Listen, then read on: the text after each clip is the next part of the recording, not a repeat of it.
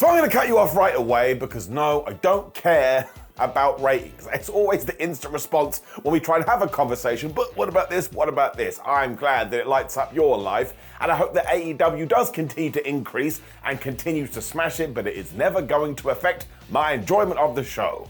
Now let's shake hands. And that is what I want to talk about today, because when it comes to All Elite Wrestling, you could say that the hate is back. Why? Do it with me.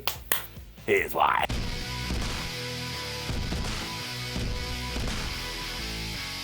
Now, all of this came down to some familiarity that we did do over a couple episodes of Dynamite, but as I always say, if something works, why pretend that it didn't work?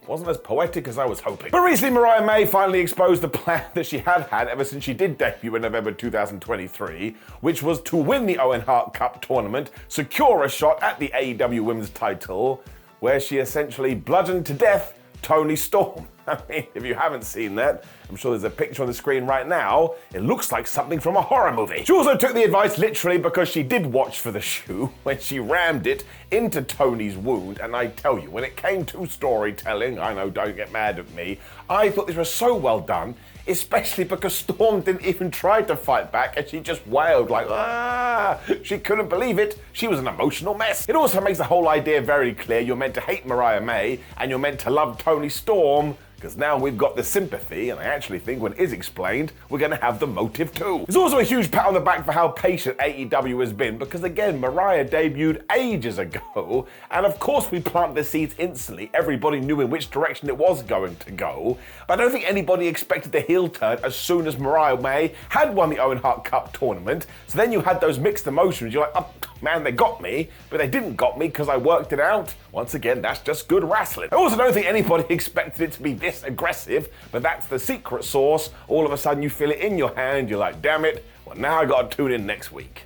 Don't really know what's happening here. If you jump back a week before that as well, turns out MJF was inspired in a very similar way, because he looked into Daniel Garcia's eyes, and again, it was the same kind of deal. It was like, I'm going to kill you, and I'm going to cover you in your own blood. So someone really should be ringing the police, and actually when it comes to Maxwell, if you want to make the argument, there's even more depth to this one. When it comes to what his character should be, well, you can walk into my house, we'll sit down, we'll have a cup of tea, and I will probably agree with you. Because most assumed a babyface turn probably was going to be thrown out the window just because of the other wrestlers that are on the roster right now. But this wasn't going bad guy just because, it's fun to be a villain. This actually tied into the entire story we have been telling with MJF over what? The last year or so. This is entirely in keeping with what Freeman has been through, because when he did eventually go good guy, it was because he finally opened up his heart and he trusted Adam Cole. As he told us time and time again, Adam was his first proper friend, and this guy would never betray him like all those other assholes.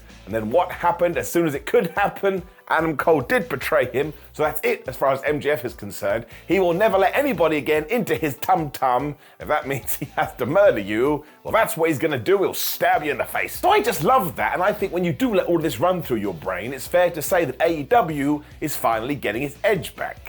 Not talking about Adam Copeland, he ain't going to be back till 2025, he really injured. Given that a lot of All Elite Wrestling fans, though, do want them to go back to what brought them to the dance back in 2019/2020, well, I actually think this is some evidence to suggest maybe we're doing it. There's another one of these too that maybe even sits above everything else we have talked about, and that is the return of the cowboy Hangman Adam Page. Because as ever, this guy is just one of the most compelling characters in professional wrestling, because look what he did. He returned as a wild card to enter the Owen Hart Cup tournament. He tried to destroy Jeff Jarrett because he knew if he wasn't able to win that thing, he could become the #1 contender, and who is the world champion right now? It's Swerve Strickland, and Page has every right to hate that guy.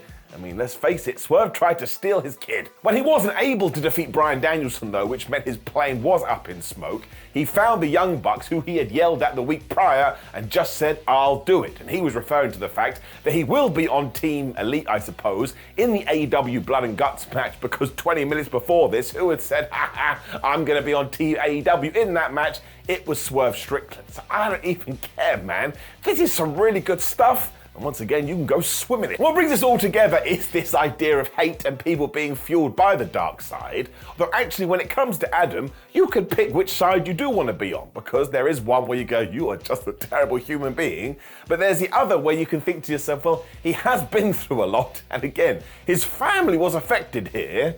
dare I say it, I feel a little bit sympathetic for him. Now, it would be better if he hadn't gone psychopath, but sometimes shit happens. So I just think that is a proper persona that you can actually have a proper nuanced discussion about, and he can be a good guy and he can be a bad guy. It just depends who he is facing and who the fans on that night decide who they want to cheer and who they want to boo. And again, if you go way back when with AEW, this is how they were presenting a lot of their gimmicks. Of course, what links these all together is the personal beef that everybody has with each other, and that is what everything was back in the early days. Like, do you remember everything between the Young Bucks and Hangman Page and Kenny Omega? They were friends and they were enemies, and sometimes they agreed with each other and sometimes they fell out, and sometimes they were just jealous because they wanted to be the champion and their friends were instead. So of course they are happy for them, but also deep down in their tootsie toes they just can't handle it.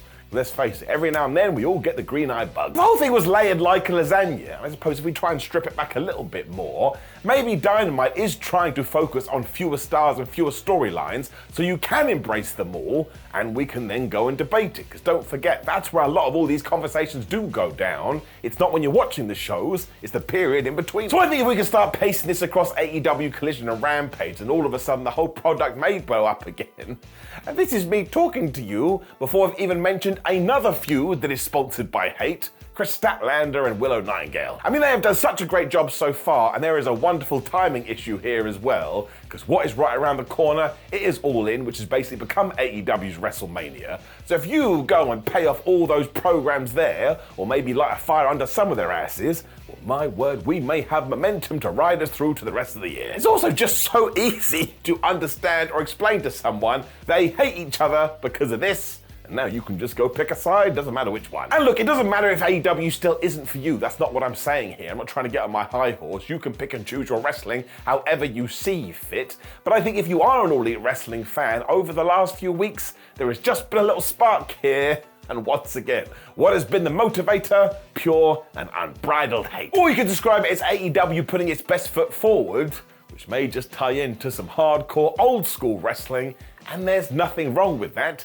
You just need to be an alternative. And sure, nobody knows how that's going to translate when it comes to the numbers, but we've already been over that. Given that I am going to watch all the sports entertainment that's on TV anyway, it's just so nice where you can watch a Raw and it feels like a Raw, you can watch a SmackDown and it feels like a SmackDown, then you flick over to Dynamite and you're like, hey ho, it's something else entirely. I just think it gives AEW a very strong niche that they can lean on and makes them a very strong number 2 contender. And there ain't nothing wrong with being number 2 when number 1 is so far ahead you can't even see it. Also, listen to some of the names I have thrown at you here. Hangman Page, MJF, Willow Nightingale, Chris Statlander. They are all homegrown AEW talent, and that is the best thing about all of it. So it seems very exciting to me, and it should continue to get you excited in your groin. I do massively regret saying that. But just once again, take all the statistics and wipe it from your brain and just go listen to the general consensus. Over the last 2 weeks, a lot of people have been saying, oh, hey man, I enjoyed that 2-hour stint of wrestling. As an aside too, I do not care that All Elite Wrestling are running top matches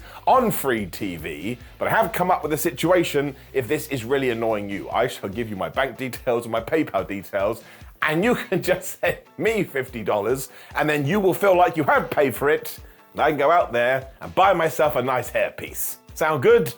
Great. So I look forward to receiving all of that money, but before then, you could like the video, share the video, and subscribe, and why not leave a comment below, and just let me know if you agree with me. And I know you don't, but that's just good for what ails you. Also, you can click the video on the screen, which will be my ups and downs from the latest episode of AEW Dynamite, because again, who wouldn't want to hear my stupid thoughts? Otherwise though, my friends, I appreciate you, and I will see you soon.